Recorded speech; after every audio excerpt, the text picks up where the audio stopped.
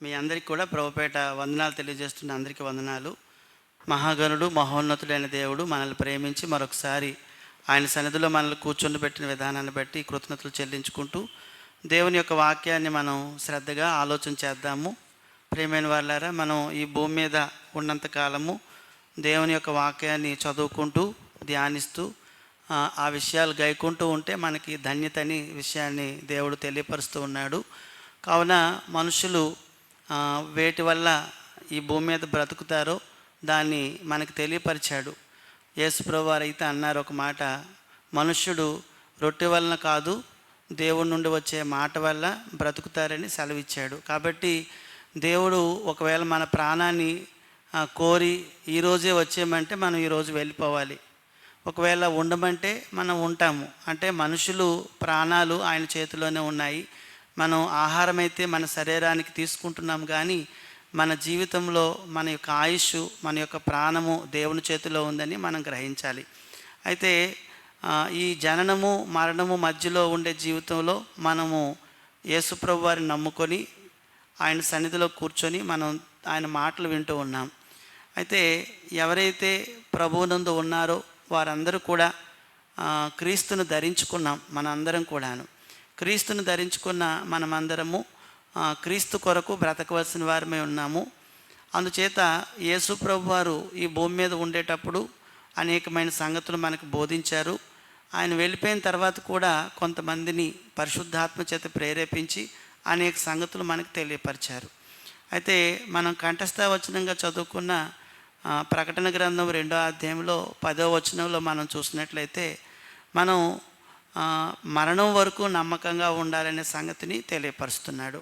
ఇది గ్రంథకర్త అంటే యోహాను ప్రకటన గ్రంథం రాశారు.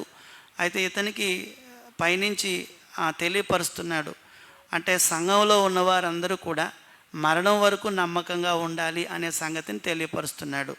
అంటే ఏ సంఘం అంటే క్రీస్తు ప్రభు సంఘంలో ఉన్న ప్రతి ఒక్కరు కూడా వారి యొక్క ఒకవేళ ప్రాణాపాయం వచ్చినా కూడా నమ్మకంగా ఉండాలి.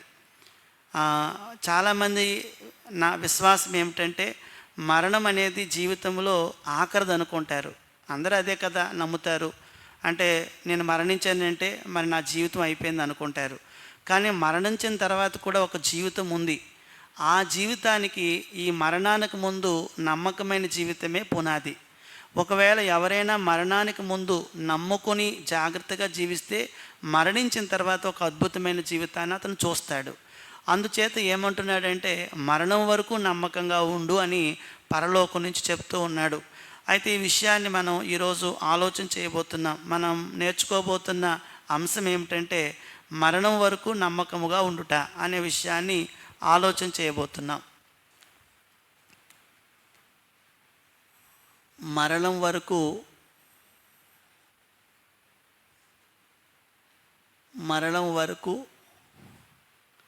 నమ్మకముగా ఉండుట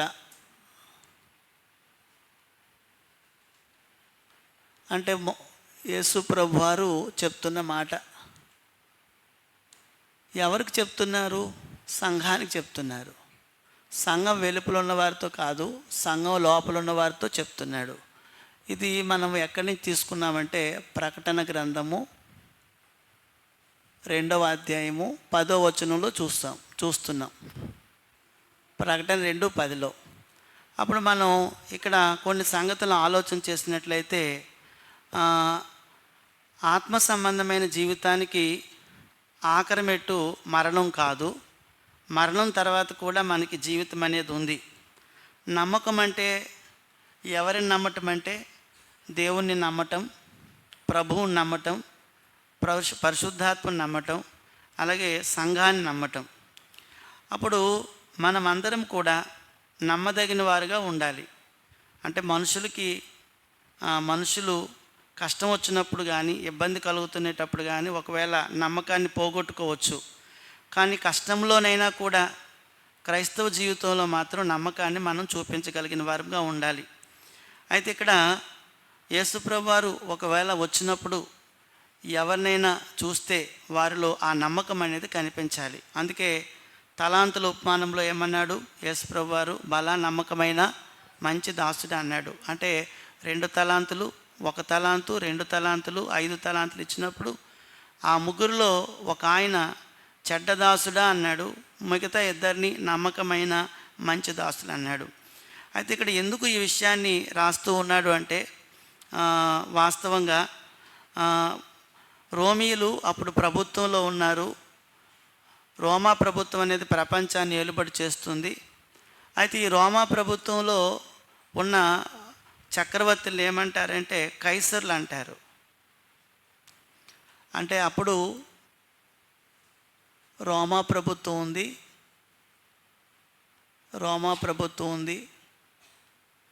ఈ రోమా ప్రభుత్వంలో చక్రవర్తిని ఏమంటారంటే కైసర్లు అంటారు. కైసరు. ఈ కైసర్ని లార్డ్ లేదా ప్రభువు అని పిలవాలి. కానీ ఆ సమయంలో యూదులు కూడా ఆ ప్రాంతంలో ఉన్నారు. యోధా మతం కూడా ఉంది. యోధా మతస్థులు ఉన్నారు. అప్పుడు వారున్న ప్రాంతాన్ని రోమీలు పరిపాలిస్తున్నారు. రోమా చక్రవర్తిని కైసర్లు అంటారు. కైసర్ని వాళ్ళు ప్రభు అని పిలవాలి. కానీ ఆ కాలమందు చాలామంది యేసుని విశ్వసించి యేసుని ప్రభువుగా అంగీకరించారు చాలామంది. అంటే అదే సమయంలో ఒక ఆయన వచ్చాడు ఈ భూమి మీదకి. ఎవరైనా యేసు. ఆయన్ని వారందరూ ఏమంటున్నారంటే ప్రభు అంటున్నారు. ప్రభు. రోమీలు ఏమంటున్నారంటే మా కైసరినే మీరు ప్రభు అనాలి అంటున్నారు. ఈ ఎవరైతే యేసునందు విశ్వాసం ఉంచారో వారిని క్రైస్తవులు అంటారు. క్రైస్తవులు ఏమంటున్నారంటే అలా కాదు, మాకు కైసరు మా ప్రభు కాదు, యేసు మా ప్రభు అని అంటున్నారు. అప్పుడు ఎప్పుడైతే ఇలా అంటున్నారో ఇలా అన్న క్రైస్తవులందరినీ హింస పెడుతున్నారు, బాధ పెడుతున్నారు, శ్రమ పెడుతున్నారు.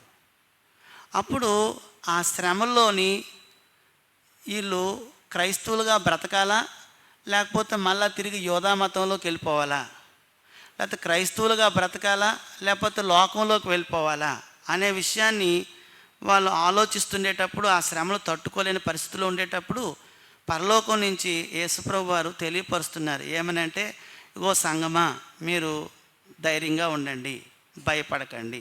అప్పుడు 2-3 అధ్యాయాల్లోని 7 పట్టణాల్లో ఉన్న సంఘాలకు ఉత్తరాలు రాస్తున్నాడు.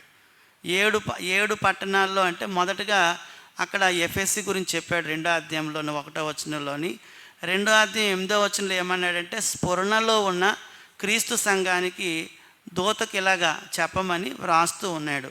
అప్పుడు మనం చూసినట్లయితే స్ఫురణలో ఉన్న సంఘానికి కానీ, తుయతెరలో ఉన్న సంఘానికి కానీ, తర్వాత ఫిలదెల్ఫియాలో ఉన్న సంఘానికి కానీ, అంటే 7 సంఘాలకు రాస్తునేటప్పుడు ఎలా రాశాడంటే మొదట పరిచయం చేసుకుంటాడు.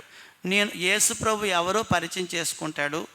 రెండోది ఏం చేస్తున్నాడంటే, రెండవది అభినందిస్తాడు సంఘాన్ని. మూడోది ఏంటంటే అక్కడ తప్పు ఏదైనా ఉంటే మోపుతాడు, తర్వాత గద్దిస్తాడు, తర్వాత ఏం చేస్తాడంటే జయించే వారికి ఏమి ఇవ్వబోతున్నానో తెలియపరుస్తాడు. ఆ విధంగా ఆ సంఘాలకు వ్రాసినప్పుడు ఆ విషయాన్ని చెప్పాడు. 2వ అధ్యాయం 8 నుంచి 11 వచనం వరకు మనం చూస్తున్నాం. అంటే సమస్య అది. రోమా ప్రభుత్వం వారు ఉన్నారు ఆనాటి కాలంలో. రోమా ప్రభుత్వాలకి చక్రవర్తిని కైసర్లు అంటారు. కైసర్లు అందరినీ పరిపాలించి వాళ్ళే దేవుడిగా పూజించబడుతున్నారు. అలాంటప్పుడు కొంతమందికి సువార్త అందజేయబడింది. సువార్త విన్నవారందరూ కూడా ప్రభువుని నమ్ముకొని యేసునే ప్రభు అని వారు అంగీకరించి జీవితాలు కొనసాగిస్తున్నారు. అప్పుడు రోమీలు ఏం చేస్తున్నారంటే, యోధా మతస్థులు కూడా ఏం చేస్తున్నారంటే అలాంటి వారిని హింసిస్తున్నారు, బాధ పెడుతున్నారు. అలాంటప్పుడు మీరు మాత్రం నన్నే కలిగి ఉండండి, నాతోనే ఉండండి అని దేవుడు ప్రభు చెప్తున్నారు. ఆ విషయంలో భాగంగా మనం ఈరోజు ప్రకటన గ్రంథం 2:10లో మరణం వరకు మీరు శ్రమ వచ్చినా నమ్మకంగా ఉండాలి అనే విషయాన్ని దేవుడు ప్రభు తెలియపరుస్తున్నారు. అప్పుడు మనం 2వ అధ్యాయము 8 నుంచి 11 వచనం వరకు మనం చూసినట్లయితే, ప్రకటన గ్రంథము 2వ అధ్యాయము 8 నుంచి 11 వచనం వరకు చూసినట్లయితే స్ముర్నలో ఉన్న క్రీస్తు సంఘానికి తెలియపరుస్తున్న విషయాలు మనం చూద్దాం. ఒకసారి మొదటగా ఏముందంటే పరిచయం ఉంటుంది. ఎవరిని పరిచయం చేసుకుంటున్నాడు అంటే యేసు ప్రభు తనను పరిచయం చేసుకుంటున్నాడు.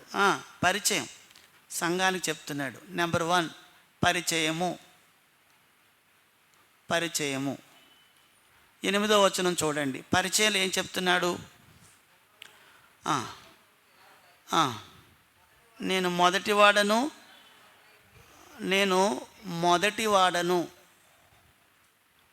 మొదటివాడను, ఫస్ట్ నేనే, కడపటి వాడను. నేను మొదటివాడను, కడపటి వాడనని ఎవరు చెప్పుకుంటున్నారు ఈ మాట? యేసుప్రభు చెప్పుకుంటున్నారు. తర్వాత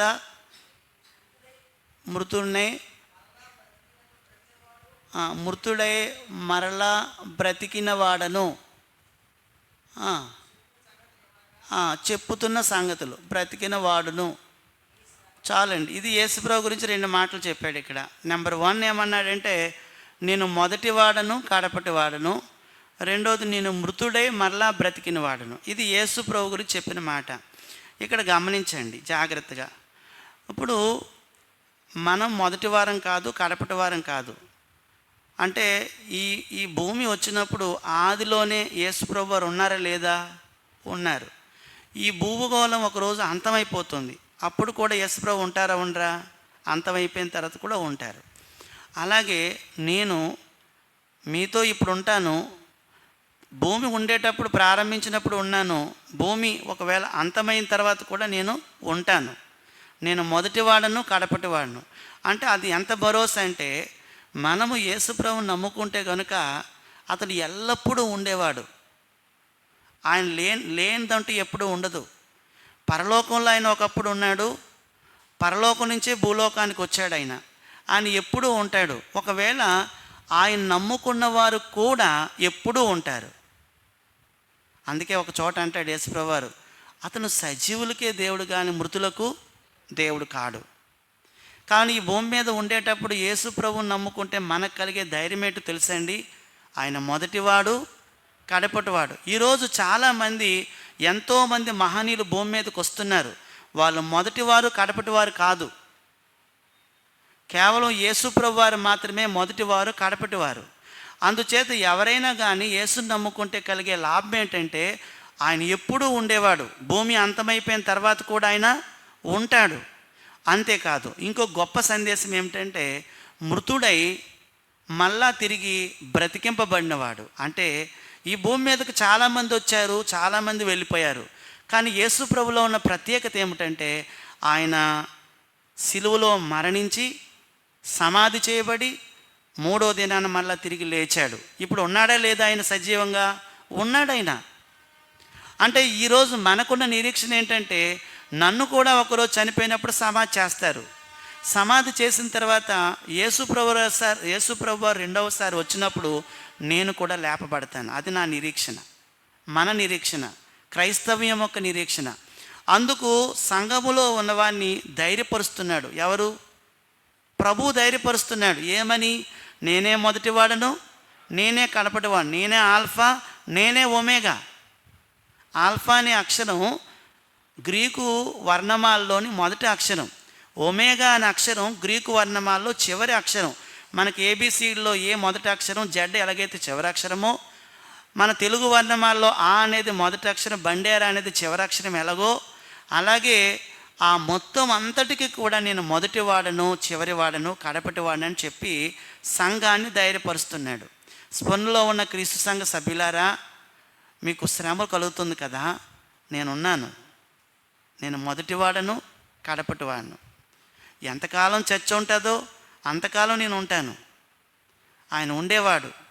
ఆ తర్వాత నేను చనిపోయాను, మృతుడయ్యాను, మరలా బ్రతికాను. చాలామంది చనిపోయి లేచిన వారు బైబిల్లో ఉన్నారు. ఎవరి పేరైనా చెప్పండి. ఒకరి పేరు లాజరు. మళ్ళా చనిపోయాడు ఆయన. అర్థమైందండి? మళ్ళా చనిపోయాడు. యాయిరు కుమార్తె మళ్ళా చనిపోయింది. ఏలియా ఒక బిడ్డని ఆ సునేమీరాలు ఇంట్లో అతను ఎలీషా బ్రతికిస్తాడు. అతడు మళ్ళా చనిపోయాడు. ఎంతోమంది చనిపోయారు. కానీ యేసుప్రభు వారు అలా చనిపోయిన వారు కాదు. ఇప్పుడు ఎక్కడున్నారు యేసుప్రభు వారు అంటే పరలోకమందు దేవుని కుడిపార్శ్వాన ఉన్నారు.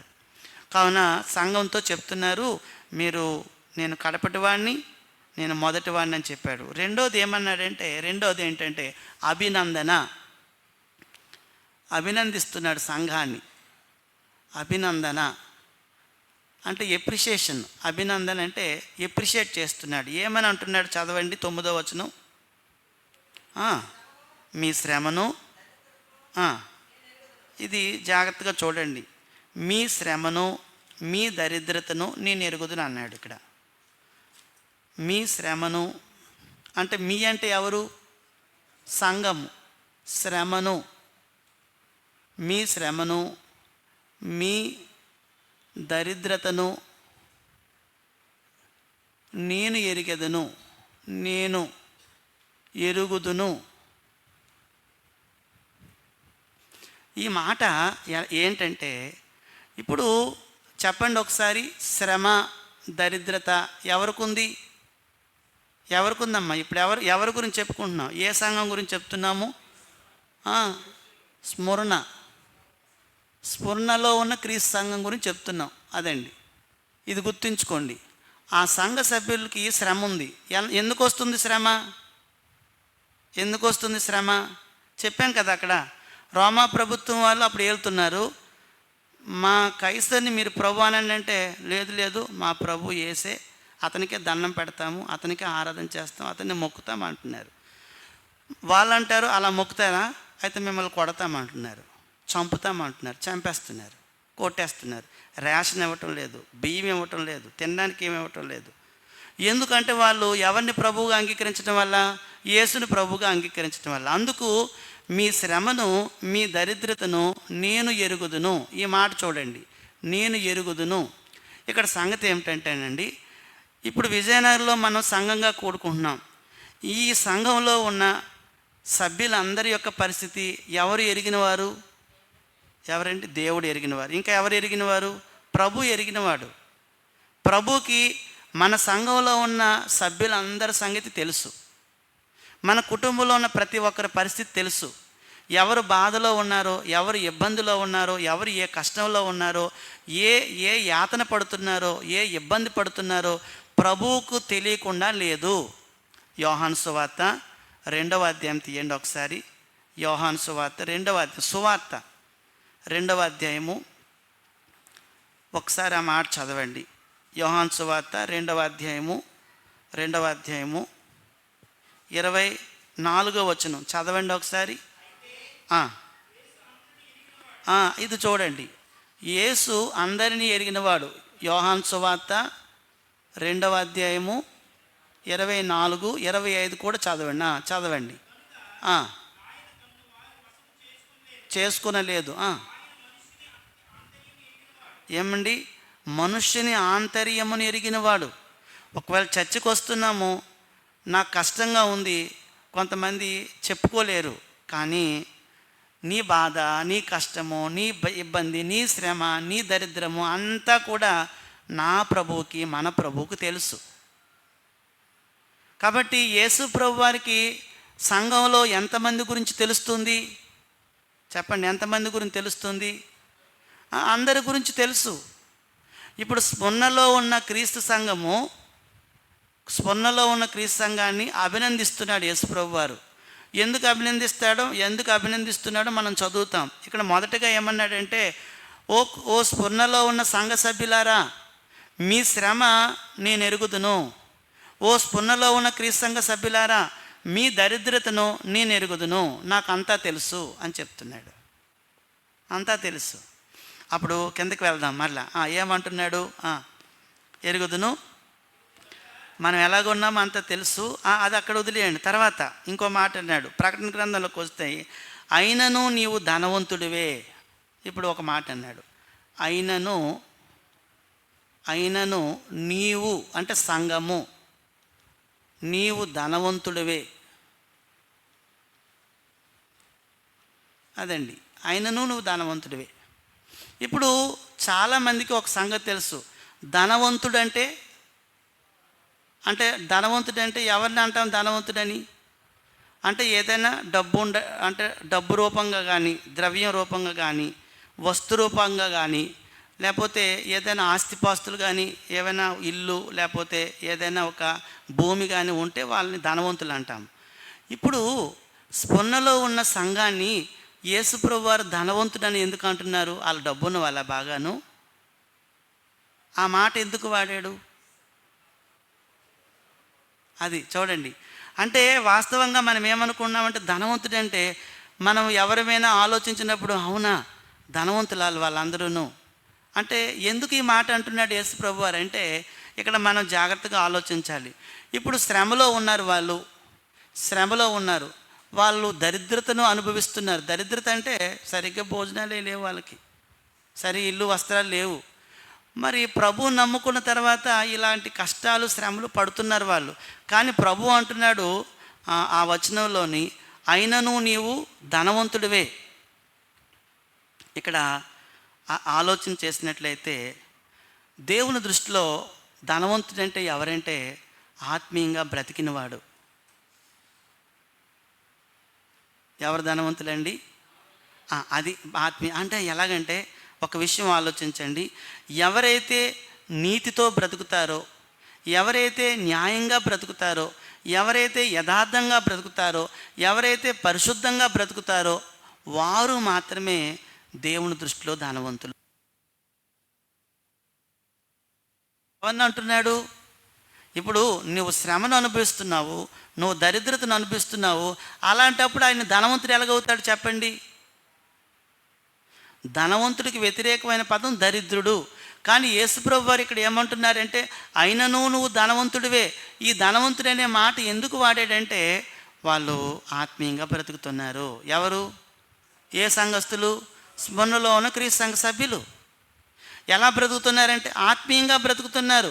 శారీరకంగా వాళ్ళకి అన్ని కష్టాలు అనుభవించవచ్చు వాళ్ళు, కానీ వారి జీవితంలో మాత్రం వారు ఆత్మీయంగా బ్రతుకుతున్నారు. ఆత్మీయంగా బ్రతకడం అంటే వాళ్ళు నీతిగా, న్యాయంగా, యథార్థంగా, పరిశుద్ధంగా వారు ప్రతి విషయంలోని దేవుడు కోరుకున్నట్లుగా బ్రతుకుతున్నారు. అందుకు ఆ విషయము యేసుప్రభుకు తెలుసు కాబట్టి మీరు ఆ విషయంలో డబ్బున్న వాళ్ళే ధనవంతులే అని అన్నాడు. ధనవంతుడే అన్నాడు. ఒకసారి యాకోబు రాసిన పత్రిక 2వ అధ్యాయంలోని చర్చిలోకి ఒక ఆయన ఉంగరాలు పెట్టుకొని మంచి బట్టలు వేసుకొని వచ్చాడటండి. అతన్ని ఆ ప్రధాన యాజకుడు ఎవరో మొత్తం మీద అయ్యా ముందుకొచ్చి కూర్చో సీట్లో అని అన్నారట. ఒక ఆయన దరిద్రుడిగా అంటే సరైన బట్టలు లేక మాసిపోయిన బట్టలతోని చిరిగిపోయిన బట్టలతో ఎలా వచ్చాడు ఆయన వచ్చాడట లోపలికి. యాకోబు రాసిన పత్రికలో ఆ విషయాన్ని వివరించాడు. వస్తే ఒక ఆయన్ని ఎలాగైతే బేదరికంతో వచ్చాడో అతని వెంటనే ఇతను అన్నాడంట, లేదు నువ్వు కిందన కూర్చో అని చెప్పాడట. అప్పుడు యాకోబు అంటున్నాడు, ఇలా అంటున్నాడు. 2వ అధ్యాయము మనం చదివేద్దాము. 2వ వచనం చదవండి. ఏలయనగా బంగారు ఉంగరం పెట్టుకొని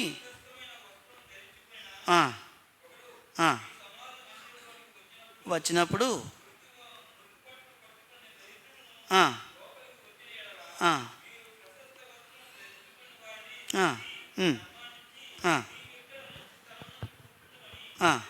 చెప్పి నీ యొక్క నిలువము కూర్చుండమని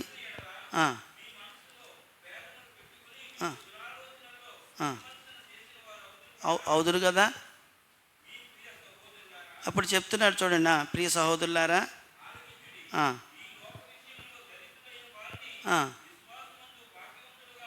అబ్బా చూసారండి ఆ మాట చదువుకోండి. ఈ లోకంలో దరిద్రులైన వారిని విశ్వాసం ఉంది ఎలాగా భాగ్యవంతులుగాను అన్నాడు. చూసారా, తన్ను ప్రేమించు వారికి వారసులుగా ఉంటూ దేవుడు ఏర్పరచుకోలేదా అంటే ఈరోజు ఎవరైతే దరిద్రతను అనుభవిస్తున్నారో వాళ్ళందరూ అనుకుంటారు అయ్యో మా దగ్గర ఏమీ లేదు, ఏ మాత్రం భాగ్యం లేదు అనుకుంటారు. కానీ వాస్తవంగా దేవుని దృష్టిలో వారు భాగ్యవంతులు. ప్రియ సహోదరులారా, ఈరోజు మనమందరం కూడా గమనిద్దాము, ఆలోచన చేద్దాము. దేవుళ్ళో పక్షపాతం అసలు లేదు. దేవుడు పక్షపాతి కాడు. ఈ మంటి ఘట్టంలోని మనకి ఐశ్వర్యంతో నింపాడు. పౌలు ఎన్నో శ్రమలు పడుతున్నాడు ఆ విషయంలో మనం ఆలోచిస్తే. ఇక్కడ అయినను నువ్వు ధనవంతుడివే. ధనవంతుడు అంటే అక్కడ విషయం ఏమిటంటే దేవుని దృష్టిలో ఆత్మీయంగా బ్రతుకుతున్న వాళ్ళు ధనవంతులు. ధనవంతుడు అంటే నేనంటే ఆత్మను, ఆత్మ కోసం ఈ భూమి మీద బ్రతుకుతాను, ఆత్మీయంగా బ్రతుకుట.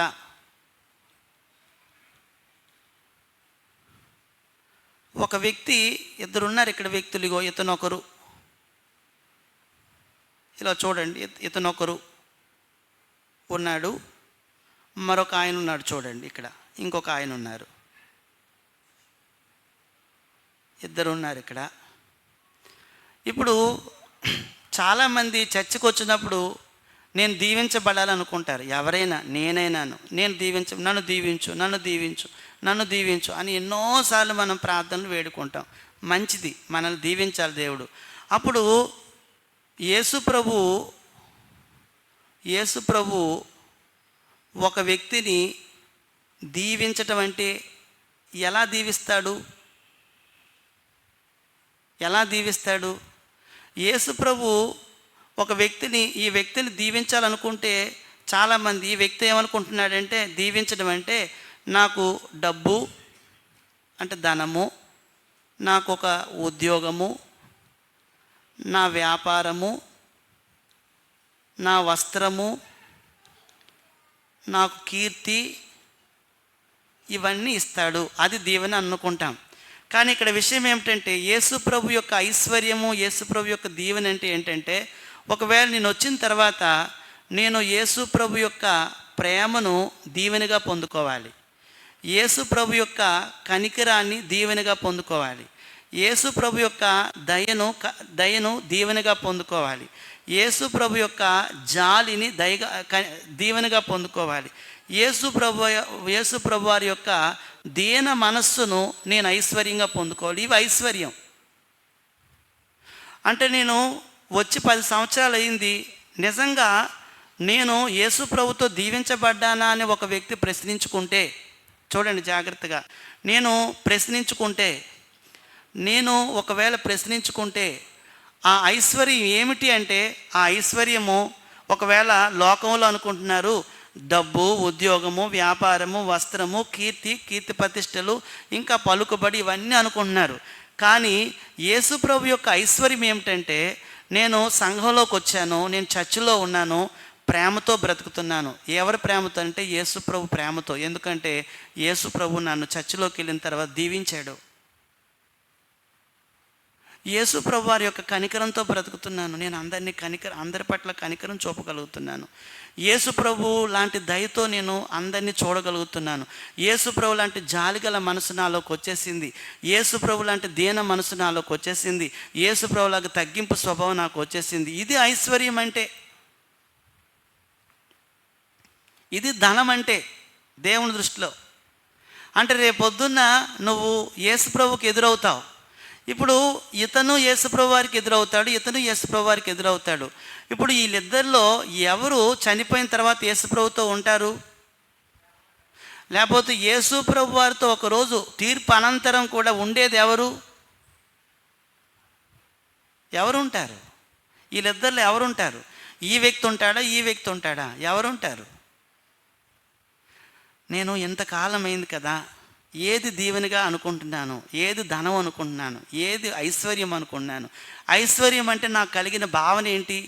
అందుకే తిమోతి రాసిన మొదటి పత్రిక 6వ అధ్యాయం 11వ వచనంలో చెప్తున్న మాట ఏంటంటే, దైవజనుడా నీవైతే వీటిని విసర్జించి ఏవి సంపాదించుకోవాలట?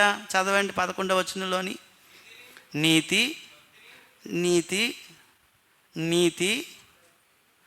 భక్తి, విశ్వాసము, ప్రేమను, ఓర్పు, సాత్వికము అనేది సంపాదన. మనకు అవసరమైనవి వస్తువులు ఏవో సంపాదించుకున్నాం, మంచిదే, నాకు ఇచ్చాడు దేవుడు, మంచిదే. కానీ నేను భూమి మీద ఉండేటప్పుడు నా అకౌంట్లో ఇవి కూడా ఉండాలి. ఉండాలి? నా అకౌంట్లో ఉండాలి? నీతిని ఏమైనా డిపాజిట్ చేసుకున్నానా? భక్తిని ఏమైనా డిపాజిట్ చేసుకున్నానా? విశ్వాసాన్ని ఏమైనా డిపాజిట్ చేసుకున్నానా? ప్రేమను ఏమైనా డిపాజిట్ చేసుకున్నానా?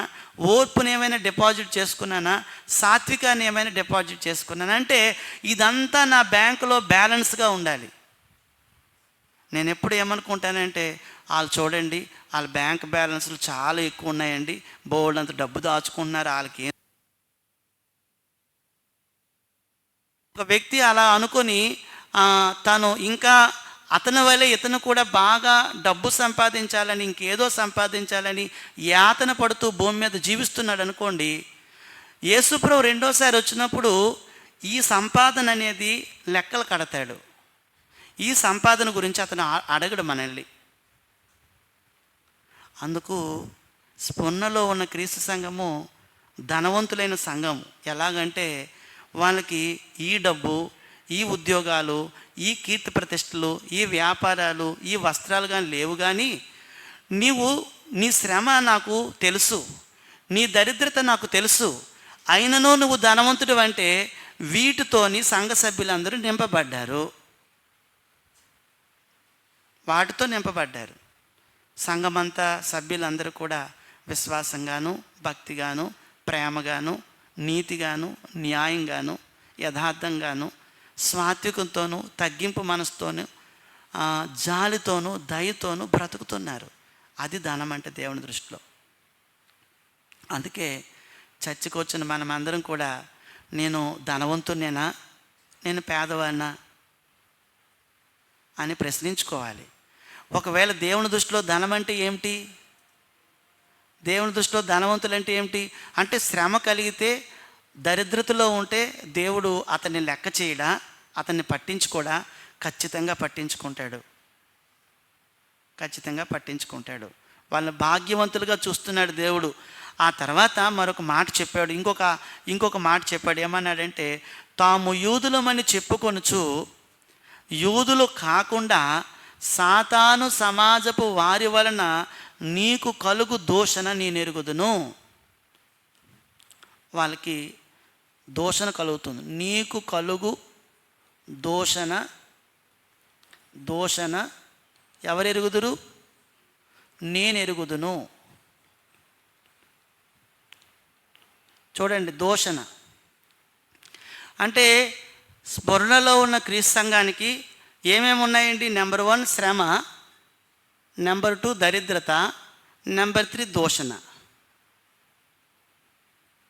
ఉంది. ఎవరు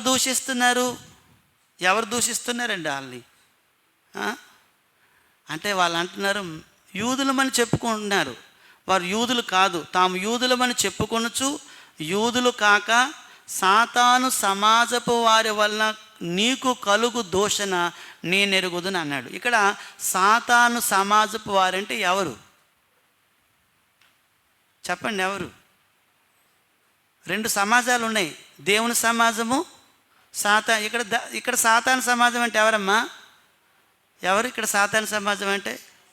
అదిగో రోమీలు క్రైస్తవులు ఎప్పుడు శ్రమ పెడతారు, నిందిస్తారు, దూషిస్తారు.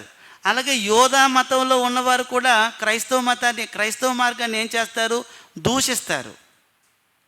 అక్కడ సాతాను సమాజపు వాళ్ళు ఏం చేస్తున్నారంటే దూషిస్తున్నారు, నేను ఎరుగుదును. ఇప్పుడు వాస్తవంగా మనం చూసినట్లయితే సాతాను సమాజపు వారు అంటే సాతాను సమాజం ఎలా ఉంటుందంటే, ఒకవేళ పాపం చేసేటట్లుగా నిన్ను ఎవరైనా ప్రేరేపిస్తున్నారా? అలా ప్రేరేపించే వారందరూ కూడా ఎవరి సమాజం అంటే సాతాను సమాజం. అది నువ్వు చర్చికి వస్తున్నావు, దేవుని సన్నిధిలో కూర్చున్నావు, నిన్ను ఒక యవ్వనస్తుడు కానీ యవ్వనస్తురాలు కానీ, నేను ఒక పురుషుడు కానీ స్త్రీ కానీ, లేకపోతే నిన్ను అధికారి కానీ చిన్న దాసుడు కానీ ఎవరైనా తప్పు చేసేటట్లుగా నిన్ను ఎవరైనా రెచ్చగొడుతున్నారా, ప్రేరేపిస్తున్నారా? వారందరూ సాతాను సమాజపు వారు. అదండి.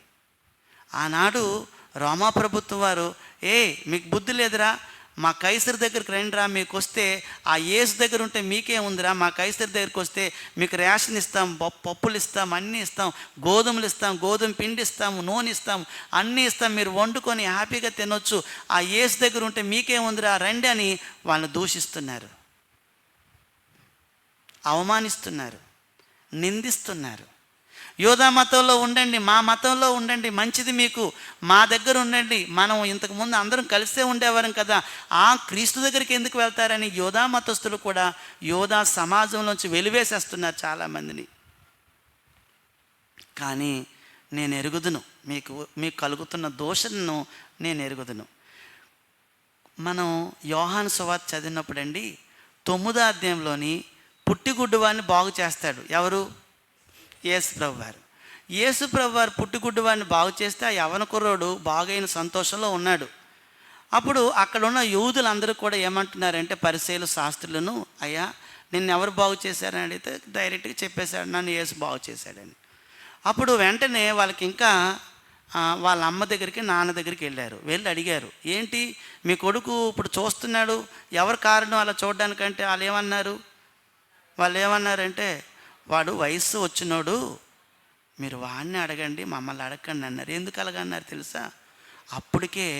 అప్పటికే ఒక అనౌన్స్మెంట్ జరిగింది, ఎవరైనా యేసు నోటితో ఒప్పుకుంటే వారిని మా సమాజంలోంచి వెలివేస్తాము. అప్పుడు ధైర్యంగా అయిపోయింది. మళ్ళా పిలిపించారు ఆ గుడ్డోడిని. పిలిపించి, ఏమరా నువ్వు గుడ్డివాడిగా ఉన్నావు ఇంతకుముందు, ఇప్పుడు చూస్తున్నావు, సంగతి ఏంటో చెప్పంటే, ఏంటి యేసు బాగు చేశాడని చెప్పాను కదంటే, ఏంట్రా అంత ధైర్యం నీకు అనేసి ఆయన్ని వెళ్ళిపో, మా సమాజంలోంచి బయటికి పో అని ఆయన తగిలేశారు బయటికి. అప్పుడు భూమి మీద యేసు ఉన్నాడా లేదా? లేడండి. ఉన్నాడా లేదా? ఇప్పుడు ఉన్నాడా లేదా? ఇప్పుడు శరీరంతో లేడు, కానీ ఉన్నాడు. అప్పుడు ఉన్నాడు శరీరంతో, ఇప్పుడు శరీరంతో లేడు, ఉన్నాడు. ఎవ్వరూ అతనికి దిక్కు లేని స్థితిలో అందరూ, సమాజం అంతా వెలివేసేసింది. స్నేహితులందరూ పక్కకు తప్పేసుకున్నారు. అయ్యో యేసును ఒప్పుకుంటే ఇంత కష్టమా అనుకోకుండా ధైర్యంగా తిరుగుతున్న సమయంలో ఎవరో వచ్చి భుజం మీద చేయేశారు. వెనక్కి తిరిగి చూశాడు. ఎవరయ్యా నువ్వు? నేను స్వస్థపరిచినవు నేనే, రా నాతో ఉండు నువ్వు అని తీసుకెళ్ళిపోయాడు. ఈ రోజైనా సంఘంలో ఉన్న ఎవరికైనా, మీ అమ్మ కానీ, మీ నాన్న కానీ, మీ అక్క కానీ, మీ అన్నయ్య కానీ, మీ బంధువులు కానీ, మీ మతం కానీ, మీ కులం కానీ ఎవరైనా వెలివేసిస్తే నీ భుజం మీద నా భుజం మీద చేయడానికి ప్రభు ఇప్పుడు కూడా ఉన్నాడు. నా పాలోరు అందరూ వదిలేశారు, అందుకే నేను మరెందుకు రావడం మానేశానండి చర్చికి అనకండి. నీ పాలోలు అందరూ వదిలేసినా నువ్వు నిజంగా యేసు ప్రభు నా గుడ్డివాడు నమ్ముకున్నట్టుగా నమ్ముకొని నిజంగా నమ్మకం ఉంచితే కనుక నీ భుజం మీద కూడా చేయవేసి నిన్ను తట్టి అతనితో పాటుగా నడిపించుకునేవాడు ఆయన. నేను ఎరుగుదును. ఆయనకు మన గురించి అంతా తెలుసు. మన ఇంట్లో ఎంతమంది అయితే వ్యతిరేకిస్తున్నారో అంతా తెలుసు. మనల్ని ఎవరైనా ప్రేరేపిస్తున్నారో పాపం చేయమని, నేను చేయడానికి ఒప్పుకోను, నా ప్రభువుతో నేను నడుస్తున్నాను అని మనం అనాలి. స్పర్ణలో ఉన్న సంఘానికి వస్తున్న శ్రమ ఏంటంటే, ఉన్న సమస్య ఏంటంటే, శ్రమ కలుగుతుంది రోమావారి ద్వారా, శ్రమ కలుగుతుంది యోధా మతం ద్వారా, దరిద్రతను అనుభవిస్తున్నారు వాళ్ళు యేసుని నమ్ముకోవడం ద్వారా. వాళ్ళు దరిద్రతను అనుభవిస్తున్నారు, శ్రమను అనుభవిస్తున్నారు. ఇంకా చాలామంది వారిని దూషిస్తున్నారు. ఈ దూషణ, ఈ దరిద్రత, ఈ శ్రమ కూడా ఎవరికి తెలుసు? ఒకవేళ నీకు శ్రమ ఉంది కాబట్టి నేను ఇంకా యేసుతో రాలేను, నేను చర్చికి రాలేనని వెళ్ళిపోతావా బయటికి? వెళ్ళిపోవద్దు, మరణం వరకు నమ్మకంగా ఉండని యేసు ప్రభు నీతో చెప్తున్నాడు ఇప్పుడు. అది మనకు చెప్తున్న పాఠం. నువ్వు మరణం వరకు ఉండి ఇక్కడే, నీకు మరణమే కదా భూమి మీద చివరిది, అంతవరకు కూడా నువ్వేం చేస్తావంటే ఆయనతోనే, నాతోనే ఉండు, నువ్వు వెళ్ళిపోవద్దు. నీకు శ్రమ ఉంది, అయ్యా తట్టుకోలేకపోతున్నాను, ప్రార్థన చేసుకో, ఆ శ్రమ నుంచి బయటకు తీస్తాడు. నీకు దరిద్రత ఉంది, ఆ దరిద్రత ఉంటే, నాయనా నాకు దరిద్రతను అనుభవిస్తున్నానంటే నీ దరిద్రతను అతను ఎరిగినవాడు. నాకు దరిద్రత ఉందని, నాకు శ్రమ ఉందని, నాకు దోషం వస్తుందని నువ్వు యేసుని విడిచిపెట్టి వెళ్ళిపోవద్దు, నువ్వు దేవుణ్ణి విడిచిపెట్టి వెళ్ళిపోవద్దు అని ఎవరు కోరుతున్నారంటే పరలోకములో ఉన్న యేసు ప్రభువారు విజయనగరంలో ఉన్న క్రీస్తు సంఘంతో మాట్లాడుతున్నారు. ఎవరు చదివితే వాళ్ళతో మాట్లాడతారు ఆయన. అది చెప్తున్నారు. నువ్వు చెప్తావు, ఏమండి పరిస్థితి బాగోలేదండి, అప్పుడు కానీ ఇప్పుడు ఇంకా ఇది అయిపోయిందంటే నిన్ను పరీక్షిస్తున్నాడేమో చూసుకో. అంత మాత్రాన నువ్వు మారిపోవద్దు, మోసగాడు అయిపోవద్దు, దొంగ అయిపోవద్దు, నరహంతకుడు అయిపోవద్దు, ఇతరులతో గొడవలు పడవద్దు, ఇతరులతో ఏమి చేయొద్దు. నాయనా నువ్వు ఉన్నావు, నేను వెంబడిస్తాను. అతనే కోరుతున్నాడు, మరణం వరకు నమ్మకంగా ఉండు, మరణం వరకు నమ్మకంగా ఉండు. మత్తయి రాసిన సువార్త 5వ అధ్యాయం 11వ వచనంలో ఏముందండి? నా నిమిత్తము జనులు మిమ్మల్ని నిందించి హింసించి మీ మీద అబద్ధముగా చెడ్డ మాటలెల్లా పలుకున్నప్పుడు మీరు ధన్యులు, పరలోకంలో మీ ఫలము అధికమవుతుంది అన్నాడు ఆ మాట. మీ ఫ్రెండ్స్ కానీ మీ బంధువులు కానీ తిరిగి వెనక్కి వచ్చేయమంటే అయ్యా నేను రాను అని ధైర్యంగా చెప్పు. నీ స్నేహితులైనా ఎవరైనా నిన్ను పాపం చేసేటట్లుగా సాతాను సమాజం ఏం చేస్తుందంటే సాతానులాగా నిన్ను ప్రేరేపిస్తుంది, సాతాను స్వభావం ఏమిటి? ఆఖరికి యోబు గురించి యోబు గ్రంథం 1:8లోను 2వ అధ్యాయము 1వ వచనం చెప్పిన మాట అంటే ఆయన యథార్థవంతుడు, చెడుతనాన్ని విసర్జించిన వాడు, దేవుని యందు భయభక్తులు కలిగిన వాడు, అతని లాంటి వాడు భూమి మీద ఒకడు కూడా లేడు అనే సంగతి అందరికీ తెలుసు, సాతానుకు కూడా తెలుసు. సాతాను ఒకరోజు మీటింగ్ జరిగితే పరలోకంలోని వెళ్తే అక్కడ దేవుడు అడిగాడట, నువ్వు అటు ఇటు తిరిగి వచ్చావు కదా, భూమి మీద నా సేవకుడిని చూసావని అడిగితే, ఏంటి నీ సేవకుడు గొప్పోడు, ఆడేమైనా గొప్పోడు అనుకుంటున్నావా? నువ్వు అన్నీ ఇచ్చావు, గొర్రెలు ఇచ్చావు, గాడిదలు ఇచ్చావు, పిల్లలు ఇచ్చావు, అందుకు నిన్ను నమ్ముకొని బ్రతుకుతున్నాడు, లేకపోతే ఎప్పుడో అతను నిన్ను వదిలేస్తాడంటే అయితే ఒకసారి పరీక్షించుడు. అప్పుడు అన్నీ పోయిన తర్వాత యోబు అంటున్నాడు, యెహోవా ఇచ్చెను, నోటి మాట చేత కూడా పాపం చేయలేదు. 10 మంది పిల్లలు ఒకే రోజు చచ్చిపోతే ఏ తండ్రి ఊరుకోగలడు? తండ్రి దేవుని తిట్టకుండా. యోబు ఊరుకున్నాడు. చర్మమంతా పచ్చి కురుపులు, అరికాల నుంచి దండెత్తి వరకు మొత్తం అంతా చర్మాన్ని గీక్కుంటున్నాడు. గీక్కున్నా కూడా, ధూళిలో పొర్లుతున్నా కూడా భార్య వచ్చి అంటుంది, ఏమయ్యా దేవుణ్ణి దూషించి చచ్చిపోవచ్చు కదా అని అంటే, యథార్థతను విడిచిపెట్టవచ్చు కదా అంటే, నేను విడిచిపెట్టినమ్మా. మనం సుఖమే అనుభవిస్తామా, కీడును అనుభవించవద్దా? అతను మనకి ఎంతకాలం సుఖం ఇచ్చాడు, ఇప్పుడు ఏదో మనకి పరీక్ష పెడుతున్నాడు, ఆ కీడుని ఆ శ్రమను అనుభవిద్దాం అంతే తప్ప దేవుణ్ణి విడిచిపెట్టి వెళ్ళొద్దు అని ధైర్యంగా చెప్పాడు. అంటే సాతాను సమాజపు వారు ఏం చేస్తారంటే, రా మళ్ళా త్రాగడానికి వెళ్దాం, రా మళ్ళా తినడానికి వెళ్దాం, రా అక్కడికి వెళ్ళిపోదాం, ఇక్కడికి వెళ్ళిపోదామని ఎవరైనా నిన్నైనా నన్నైనా ప్రేరేపిస్తే అతను అంటున్నాడు, దయించి మరణం వరకు నమ్మకంగా ఉండొద్దా? నమ్మకంగా ఉండు. మనకు వేడుకుంటున్నాడండి. ఎవరు వేడుకుంటారు అలాగా? ఎవరు బ్రతిమాలుతారండి నమ్మకంగా ఉండమని? మరణం వరకు నమ్మకంగా ఉండు, మరణించిన తర్వాత అసలైన మంచి స్థితిని నీకు ఇస్తానని ఎవరు చెప్తున్నారు? సాక్షాత్తు పరలోకంలో ఉన్న యేసు ప్రభు వారు భూమి మీద ఉన్న మనకు చెప్తున్నారు. ఈరోజు మనం విజయనగర సంఘంలో చదువుతున్నాం కాబట్టి మన సంఘానికి చెప్తున్నారు, మన చర్చి వాళ్ళకి అందరికీ చెప్తున్నాడు, నీ ఇంట్లో శ్రమ ఉందా, నీ ఇంట్లో దరిద్రత ఉందా, నీ ఇంట్లో దూషణ ఉందా, ఎవరైనా నిన్ను దూషిస్తున్నారా, ఎవరైనా నిన్ను నిందిస్తున్నారా, ఎవరైనా నిన్ను అవమానపరుస్తున్నారా నా నిమిత్తం, ఒకవేళ ఆ దూషణను తట్టుకో, ఓర్చుకో, కానీ మరణం వరకు నమ్మకంగా ఉండు. ఆ విషయాన్ని చెప్పి అప్పుడు చెప్తున్నాడు. తర్వాత ఏమంటున్నాడు చూడండి, ఏమంటున్నాడు తర్వాత ఇచ్చిన సలహా ఇస్తున్నాడు.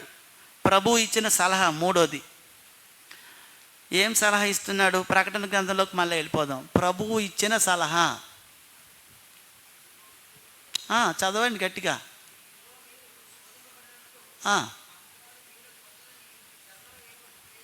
చూడండి ఇక్కడ అపవాది అన్నాడు, మీలో చదవండి నెమ్మది చదవండి. మీరు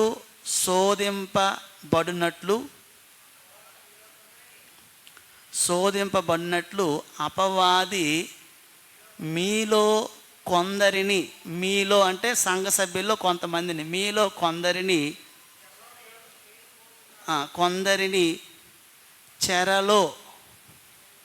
చెరలో వేయింపబోచున్నాడు. ఏ చెరలోని? అమ్మా, ఏ చెరలో వేయించబడుతున్నాడు? తర్వాత చదవండి. చెరలో వేయింపబడుచున్నాడు 10 దినములు, 10 దినములు శ్రమ కలుగును, శ్రమ కలుగును, 10 దినాల శ్రమ కలుగును, మరణం వరకు నమ్మకముగా ఉండుము. ఇంకా ఉంటుంది ఇంకో మాట, భయపడొద్దన్న మాట ఉంటుంది. నమ్మకముగా ఉండుము. చూడండి జాగ్రత్తగా.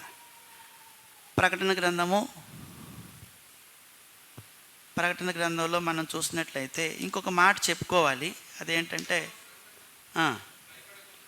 ఎన్నో వచనంలో ఉంది అది? నువ్వు పొందబో శ్రమలకు భయపడొద్దు, భయపడకము అని అన్నాడు. ఇక్కడ మనం మరొక విషయాన్ని మనం చూడాలి.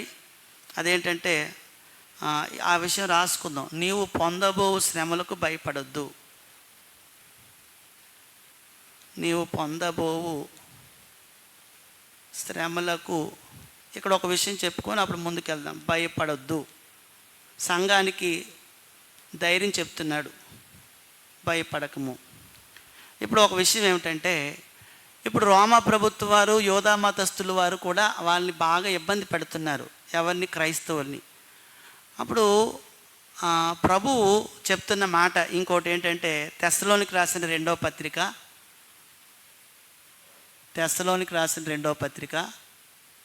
1వ అధ్యాయము 6-8 వచనాల్లో ఒక విషయం రాసింది.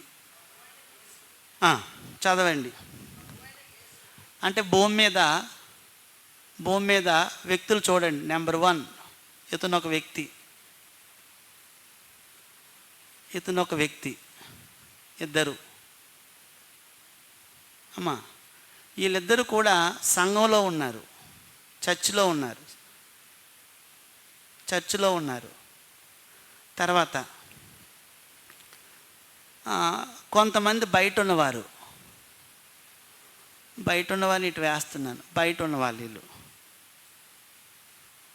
వీళ్ళు బయట ఉన్నవారు.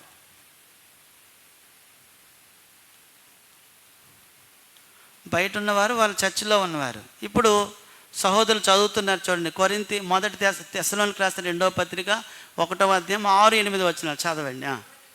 ప్రభు అయిన యేసు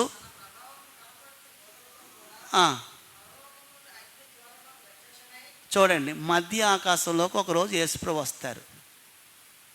మధ్య ఆకాశం ఎవరు వస్తారు? యేసుప్రభు వారు వస్తారు. ఆగండి, యేసుప్రభు వారు వస్తారు. అమ్మా, మధ్య ఆకాశంలోకి యేసుప్రభు వచ్చినప్పుడు భూమి ఏమవుతుంది? ఉంటుందా?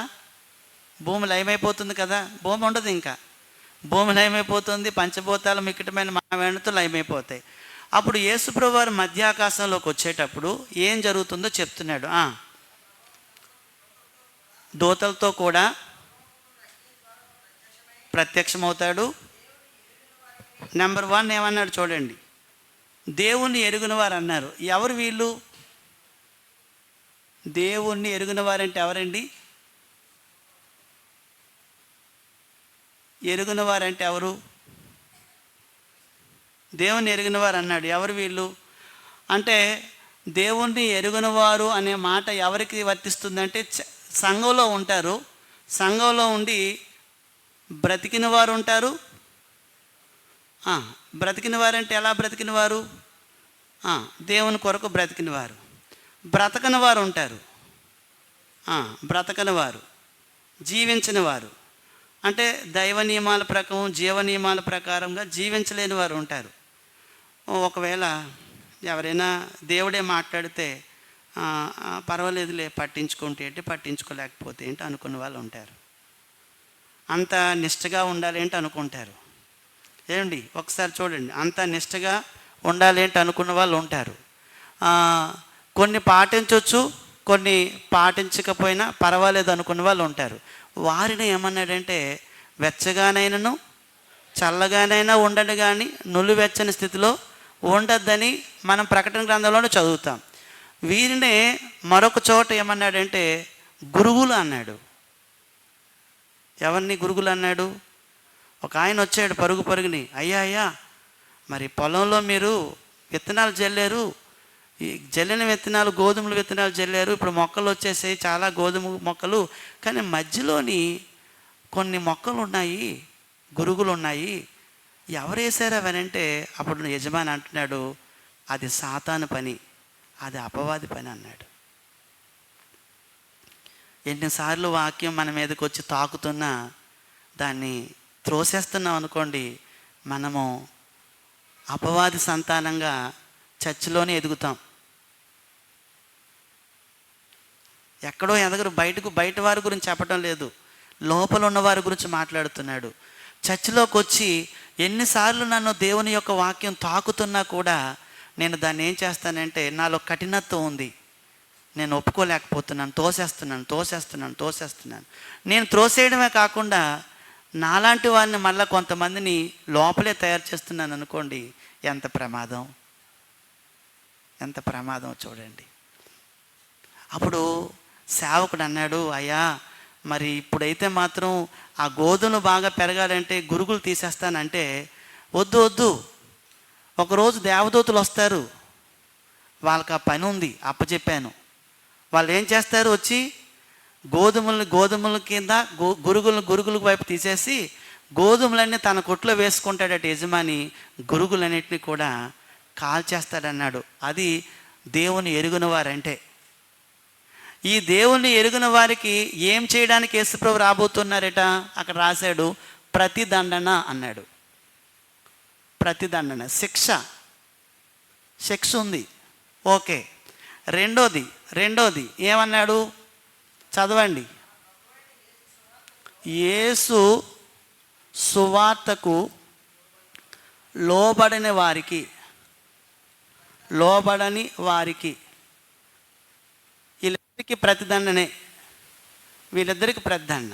చదవండి తర్వాత. అంటే ఇప్పుడు బయట ఉన్నారు చూసారు ఈ ముగ్గురు వ్యక్తులు కూడా, వీళ్ళకి దేవుడు ఒక ఆశీర్వాదం ఇచ్చాడు. ఆ ఆశీర్వాదం ఏమిటంటే శుభవార్త. కానీ వీళ్ళు ఆ సువార్తను అంగీకరించలేదు, ఆ సువార్తను విశ్వసించలేదు, మనసు మార్చుకోలేదు, ఒప్పుకోలేదు, బాప్తిజం కూడా పొందుకోలేదు. వాళ్ళు బయటే బ్రతికేశారు అలాగా. కాబట్టి యేసు సువార్తకు లోబడిన వారికి, చర్చిలో ఉండి బ్రతకని వారికి ఇద్దరికీ శిక్ష విధించడానికి యేసు ప్రభు వారు మధ్య ఆకాశంలోకి ఒకరోజు వచ్చి దాన్నే తీర్పు అన్నాడు. తర్వాత తీర్పు జరుగుతుంది. మరొక విషయాన్ని చెప్పాడు, మూడో సంగతి ఏమన్నాడు, చదవండి. ఇప్పుడు పాయింట్ చూడండి, ఏమన్నాడు తెలుసా అండి, మిమ్మునంటే ఎవరిని చెప్పండి. ఇప్పుడు మనం ఏ సంఘం గురించి చదువుతున్నాం, స్వర్ణ సంఘం గురించి స్వర్ణ సంఘానికి ఉన్న సమస్య ఏంటంటే, ఒకటి శ్రమ. ఆ శ్రమ ఎవరి వల్ల వస్తుంది చెప్పండి అమ్మా, ఆ శ్రమ ఎవరి వల్ల వస్తుంది, రోమా ప్రభుత్వం. ఆ శ్రమ ఎవరి వల్ల వస్తుంది, యోధా మతస్థులు, ప్రధాన యాజకులు, పరిసయ్యులు, శాస్త్రులు, సద్దుకయ్యులు, వీరందరూ శ్రమ పడుతున్నారు యేసుప్రభువు నమ్ముకున్న వారిని. అప్పుడు అంటున్నారు, మిమ్మును శ్రమపరుచు వారికి శ్రమయు. ఇప్పుడు మిమ్మును శ్రమపరుచువారు ఉన్నారు. ఇంకో గుంపు ఇది, శ్రమపరుచు వారికి శ్రమ కలుగుతుంది. అప్పుడు నాలుగో సంగతి, శ్రమలో ఉన్నవారు ఎవరిక్కడ, ఏ సంఘం, అదే స్మరణలో ఉన్న సంఘముకు, క్రీస్తు సంఘానికి ఏం కలుగుతుంది, శ్రమలో ఉన్నవారు, స్మరణలో ఉన్న సంఘం వారికి ఏం కలుగుతుంది, మాతో కూడా. చాలా ముఖ్యమైన విషయం, మాతో అంటే ఎవరితోని, ఈ ఉత్తరం ఎవరు రాస్తున్నారు, తెస్సలోనికీలు పట్టణంలోని ఉన్న సంఘానికి ఎవరు రాస్తున్నారు, పౌలు రాస్తున్నాడు. మాతో కూడా మీకు ఏం కలుగుతుంది, విశ్రాంతియు. అబ్బా, ఇదంతా న్యాయమే. ఏమండి, ఎవరైనా అనొచ్చు, ఏటి ఎంత అన్యాయం ఏంటి. ఇప్పుడు నోవా కాలంలో ఎన్ని సంవత్సరాలు నోవా వాడు చేశాడు, ఇంచుమించు 100 సంవత్సరాలు. 100 సంవత్సరాలు నోవాహు నీతిని ప్రకటించలేదా, ప్రకటిస్తూనే ఉన్నాడు. కానీ చాలామంది వాళ్ళలోకి రాలేదు. ఒకరోజు జలప్రలయం వచ్చింది. జలప్రలయంలో ఎంతమంది కొట్టుకొని పోయారు, ఎంతమంది కొట్టుకొని పోయారు? అందరూ కొట్టుకొని పోయారు. ఎంతమంది మిగిలారు? 8 మంది మిగిలారు. ఆ 8 మందిని మిగల్చడం, ఆ శేషంగా వారిని ఉంచడం న్యాయమా అన్యాయమా? చెప్పండి. న్యాయమా అన్యాయమండి? అన్యాయమా? న్యాయమే. ఇక్కడ కూడా ఇది ఇలా అనుగ్రహించడం దేవునికి న్యాయమే, అన్యాయం కాదు. అంటే ఇక్కడ ఎన్ని రకాల ప్రజలు కనిపించారు చెప్పండి. నెంబర్ 1, సంఘంలో ఉండి బ్రతకని వారు. నెంబర్ 2, సంఘానికి వెలుపల ఉండి సువార్త చెప్పిన మాకొద్దు మాకొద్దు మాకొద్దు అన్నవారు. నెంబర్ 3, సంఘంలో ఉండి శ్రమైనా దరిద్రత అయినా లేకపోతే ఇంకెవరి వల్ల అయినా దోషం వచ్చినా నిలబడిపోయేవారు. 3వ రకం వాళ్ళు. 4వది ఎవరంటే మిమ్మును శ్రమపరచువారు. వీళ్ళు అంటే ఎవరంటే రోమా ప్రభుత్వం వారు, యోధా మతస్థులు. 4వది ఎవరంటే యథార్థంగా నీతిగా న్యాయంగా బ్రతుకుతున్నవారు. వారికి విశ్రాంతి ఉంది. ఒకవేళ మన స్థానిక సంఘానికి ఈ ఉత్తరం చదువుకునేటప్పుడు మనకి ఏం బోధిస్తున్నాడంటే, మీరు ఈ 4 గుంపులో ఏ గుంపులో ఉండాలని అనుకుంటున్నాడు? ఇక్కడ కొంతమంది ఇంకా రక్షణ పొందలేని వారు ఉన్నారనుకోండి, త్వరగా రక్షణ పొందండి. బయట ఉండకండి, లోపలికి వచ్చేయండి. ఆ ఆహ్వానం ఎవరిస్తున్నారు తెలుసా? నేను కాదు. ఎవరిస్తున్నారు? యేసు ప్రభు వచ్చి ఇన్విటేషన్ ఇస్తున్నాడు, నీకు ఆహ్వానిస్తున్నాడు, రా లోపలికి వచ్చేసేయి అని ఈ 3కి చెప్తున్నాడు. ఇంకొంతమంది ఎలాంటి వాళ్ళంటే, ఆఖరికి మీకు బాగా తెలుసు, సంఘాన్ని బాగా హింసించిన వాడు ఎవరండి? అపోస్తుడైన పౌలు. పౌలుకి ఒకరోజు డైరెక్ట్గా ఇన్విటేషన్ పట్టుకొని వెళ్ళాడు. ఎవరు? యేసు ప్రభు వారే. ఎక్కడ? దమస్కు మార్గంలో. ఏమన్నాడు తెలుసా? సౌలా సౌలా, ఎంతకాలం నన్ను హింసిస్తావంటే, ప్రభువా నేనెవరిని హింసించాను? నేనెవరిని దెబ్బలాడానంటే, నా పిల్లల్ని కొడుతున్నావు, నా సంఘాన్ని బాధపెడుతున్నావు, నా బిడ్డల్ని బాధపెడుతున్నావు, నువ్వు నన్నే బాధ పెడుతున్నావు, నువ్వు మారు అంటే వెంటనే ఆ సింహం ఏమైపోయిందంటే ఆ గొర్రెపిల్ల దగ్గరికి వచ్చి తల వంచి అక్కడి నుంచి అననీయ దగ్గరికి వెళ్ళి వాక్యం విని వెంటనే బాప్తిజం పొందుకొని సేవ మొదలుపెట్టాడు సౌలు. రోమా ప్రభుత్వం ఇప్పుడు ఉందా లేదా? ఇప్పుడు రోమా ప్రభుత్వం ఉందండి. ఇప్పుడు ప్రపంచం మీద తీసేసింది ఎవరు? దేవుడు. ఏ ప్రభుత్వమైనా ప్రపంచంలో ఉండాలంటే కేవలము ఎవరికి ఆ శక్తి ఉందంటే దేవుడికి ఆ శక్తి ఉంది. నువ్వు గర్వపడవచ్చు, నేను బాధ పెడుతున్నానని, నేను హింసిస్తున్నానని గర్వపడవచ్చు, నాకు అధికారం ఉంది కాబట్టి నేను ఎవరినైనా హింసించవచ్చు అనుకోవచ్చు.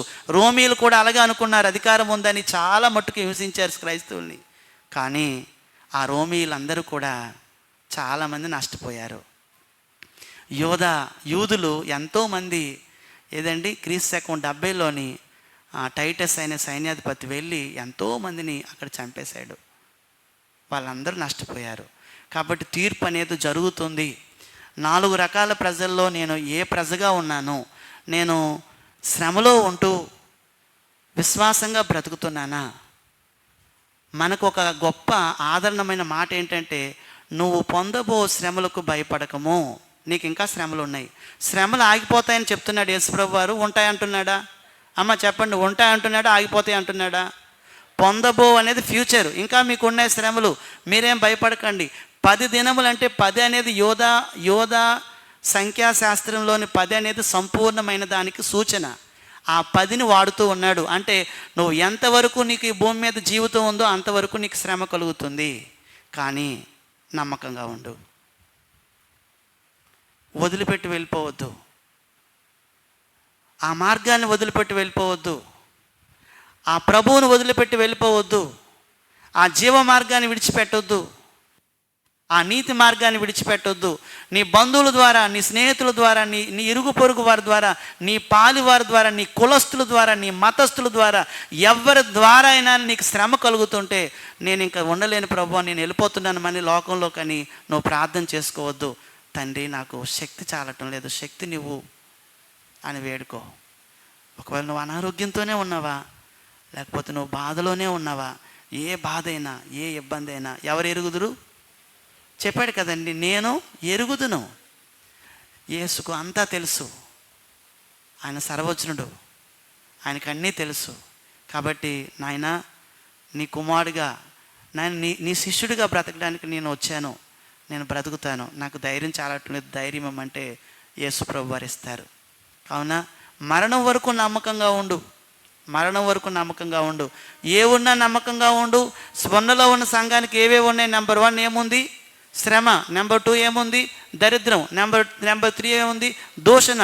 ఈ 3 ఉన్నా కూడా మీరు మాత్రం నమ్మకంగా ఉండండి. ఎంతవరకు నమ్మకంగా అంటే మరణం వరకు నమ్మకంగా ఉండండి. ఆ తర్వాత ఒక మాట చెప్తున్నాడు. ఏమంటున్నాడంటే జయించిన వారికి ఇచ్చే బహుమతి ఏంటో చెప్తున్నాడు.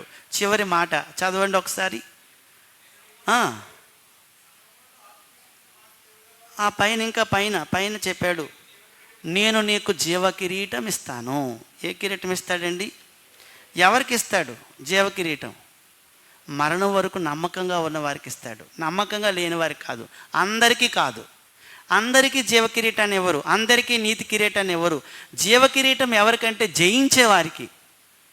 శ్రమలో ఓర్చుకో, శ్రమలో సహించు, సహనం నేర్చుకో, ఓర్పు నేర్చుకో. అదే ధనం దేవుని దృష్టిలో. భక్తి నేర్చుకో, విశ్వాసాన్ని నేర్చుకో, సాత్వికాన్ని నేర్చుకో, సాధుత్వాన్ని నేర్చుకో, మృదుత్వాన్ని నేర్చుకో. ఇవన్నీ ధనం. ఇదంతా ఐశ్వర్యం. యేసు ప్రభువు కలిగి ఉన్న ప్రేమ నాలో ఉండాలని ప్రార్థన చేసుకో. నన్ను దీవించయ్యా, నన్ను దీవించు, నీ ప్రేమతో నింపి నన్ను దీవించు, నిన్ను నీ మనసుతో నింపి నన్ను దీవించయ్యా. బ్రతకడానికి నాకు సరిపోతుంది, బ్రతకడానికి నాకు సరిపోతుందని మనం అడగాలి. కావున అందరికీ జీవ కిరీటం లేదు. ఎవరికి ఉంది జీవ కిరీటము? మరణం వరకు నమ్మకంగా ఉన్న వారికి మాత్రమే జీవ కిరీటం. కావున కొంతమంది భక్తులు అన్నారు, మరణం వరకు మా విశ్వాసాన్ని కాపాడుకున్నామన్నారు. ఎవరన్నారండి ఆ మాట? పౌలు అన్నారు. తిమోతి రాసిన 2వ పత్రికలో 4వ మాట, ఇచ్చు బహుమానము. ఏ బహుమానం ఇస్తాడో చెప్పాడు. ఇచ్చే బహుమానం అది ఏమిటంటే జీవ కిరీటం. జీవ కిరీటం ఇది ఇస్తానని అంటున్నాడు. తిమోతి రాసిన 2వ పత్రిక 4వ అధ్యాయము 6-8 వచనాలకు పౌలు నీతి కిరీటం గురించి అంటున్నాడు. పర్యాయ పదం చదవండి. పానార్పణముగా పోయబడుచున్నాను. ఓ సమీపమై ఉంది. మంచి పోరాటం పోరాడాను, ఇచ్చేశాను, కడముట్టించాను, విశ్వాసాన్ని కాపాడుకున్నాను. అంటే నా కొరకు నీతి కిరీటం ఉంచబడి ఉంది. తర్వాత అంటున్నాడు 8వ వచనం, ఆ దినమందు నీతిగల న్యాయాధిపతి అయిన ప్రభువు నాకును ప్రత్యక్షతను అపేక్షించే వారు ఎవరు? ఆ నలుగురిలో ఎవరు అపేక్షిస్తారు ప్రత్యక్షతని? యేసుప్రభు రావాలని ఎవరు కోరుకుంటారు? ఆ నలుగురిలోని త్వరగా రావాలని. ఏమండి, ఇప్పుడు ఒక పిల్లోడు హాస్టల్లో ఉన్నాడు, బాగా సరిగ్గా భోజనం అయితే తినట్లేదు, పెట్టడం లేదు. ఎంత తొందరగా సెలవులు వస్తే ఎక్కడికి వెళ్ళిపోదాం అనుకుంటాడు? ఇంటికి వెళ్ళిపోతే అమ్మ నాన్న బాగా భోజనం పెడతారు, తినాలి అని అనుకుంటాడు. అలాగే ఇక్కడ కూడా ఈ సంఘంలో ఉన్నాం మనం. శ్రమలు వస్తున్నాయి. మనకి ఎంత తొందరగా ఆ గొప్ప స్థితి అంటే ఆ మహిమకరమైన చోటు ఎప్పుడు వస్తుందా అని ఎదురు చూస్తున్నాం. అక్కడ పరిస్థితి ఏంటో తెలుసండి. అక్కడ ఆకలి ఉండదు, దాహం ఉండదు, దుఃఖం ఉండదు, మరణం ఉండదు, వేదన ఉండదు. అలాంటి శరీరాన్ని పొందుకోబోతున్నాం మనం. ఈ శరీరంలో ఉన్నాం, ఈ దీన శరీరంలో కొంతకాలమే. ఈ శరీరంలో ఉన్నంత వరకు మరణం ఉందా? ఉంది. వేదన ఉందా? ఉంది. బాధ ఉందా? ఉంది. అనారోగ్యం ఉందా? ఉంది. దుఃఖం ఉందా? ఉంది. ఏడుపు ఉందా? ఉంది. ఇవన్నీ ఉన్నాయి. కానీ ఆ స్థితిలోకి వెళ్ళిపోతే ఇంకా అన్నీ హ్యాపీగా ఉంటాం. అలాంటి విశ్రాంతి స్థితిని కావాలని ఎవరు కోరుకుంటారు అంటే, నాన్న నన్ను వచ్చి తొందరగా తీసుకెళ్ళిపో నాన్న, ఇక్కడ పరిస్థితులు బాగలేదు, చాలా ఏడుపు వచ్చేస్తుంది నాన్న అని తండ్రి రాక కోసం కుమారుడు హాస్టల్లో ఎలాగైతే చూస్తాడో అలాగే మనం కూడా బ్రతికిన వారు మాత్రమే చూస్తారు. ఎవరు రాక కోసం? ప్రభువు రాకడ కోసం. అంటే ఆ ప్రత్యక్షతను ఎవరు అపేక్షిస్తారు అంటే, ఈ భూమి మీద ఉండి అతని కోసం బ్రతుకుతున్న వారు మాత్రమే అపేక్షిస్తారు. స్ఫురణలో ఉన్న సంఘానికి యేసుప్రభు వారు అంటున్నారు, నీవు పొందబోతున్నావు శ్రమలు, దానికి ఏమీ భయపడవద్దు. నిన్ను చెరలో వేయించబోతున్నారు, ఏం భయపడొద్దు, ఏం భయపడొద్దు. మరణం వరకు నమ్మకంగా ఉండు. కావున ఈరోజు మనం నేర్చుకుంటున్నాము. అప్పుడు మనం ఇంకొక ముఖ్యమైన సంగతి ఏమిటంటే, బాప్తిజం పొందిన తర్వాత విశ్వాసంగా బ్రతకడం చాలా కష్టం. చాలా మార్లు మనం పడిపోయే ప్రమాదం ఉంది. ఒకవేళ ఇలాగా తొలగిపోవటం అనేది జరుగుతుంది. ఆ తొలగిపోవటం అనేది ఏ విషయాలను బట్టి జరుగుతుందో మనం వచ్చే వారం చూద్దాం. వచ్చే వారం రెండో పాయింట్ అది. మొదటిది ఏంటంటే, ఈ విషయాన్ని ఆలోచించాం. ఈ స్పృహలో ఉన్న సంఘము మనకి మాదిరికరమైన సంఘం. స్పృహలో ఉన్న క్రీస్తు సంఘానికి ఎలాగైతే యేసుప్రభు వారు ఇస్తున్నారు సలహా, నువ్వు పొందబో శ్రమలకు భయపడొద్దని చెప్తున్నారో, ఇక్కడ ఎవరైనా శ్రమతో ఉంటే, ఇబ్బందిలో ఉంటే వారికి కూడా ఇదే మాట చెప్తున్నాడు ఆయన. ఒకవేళ మన బాప్తిజమును పొందుకున్నాము, రక్షణ పొందుకున్నాము, ఈ రక్షణను కొనసాగించడం చాలా కష్టమైనది. అయితే అది కొనసాగించకపోవటానికి కారణాలు ఏంటో మనం వచ్చేవారం ఒక 10 విషయాలు ఉన్నాయి. 10 విషయాలు వచ్చేవారం మనం ఆలోచన చేద్దాం. అవి ఆలోచించి వాటిలో పడకుండా ఒకవేళ ఉంటే మనం ఖచ్చితంగా మరణం వరకు నమ్మకంగా ఉండగలుగుతాం. ప్రియ సహోదరి సహోదరుడా, యేసుప్రభు వారు మనతో ఉన్నారు. అలాగే మనతో దేవుడు ఉన్నాడు, మనతో ఆత్మ ఉన్నాడు. మనం జాగ్రత్తగా దేవుని సన్నిధిలో బ్రతకాలని కోరుతూ మనం ఆ నాలుగు గుంపుల్లో చివరి శ్రమలో ఉన్నవారితో కలిసి విశ్రాంతిని పొందుకుందాము. అలా పొందుకోవాలని నన్ను నేను హెచ్చరించుకుంటూ మిమ్మల్ని హెచ్చరిస్తూ ఇంతవరకు ఓపిక శ్రద్ధగా విన్న మీ అందరికీ కూడా ప్రభుపేట వందనాలు తెలియజేస్తూ ముగిస్తున్నాను. అందరికీ వందనాలు.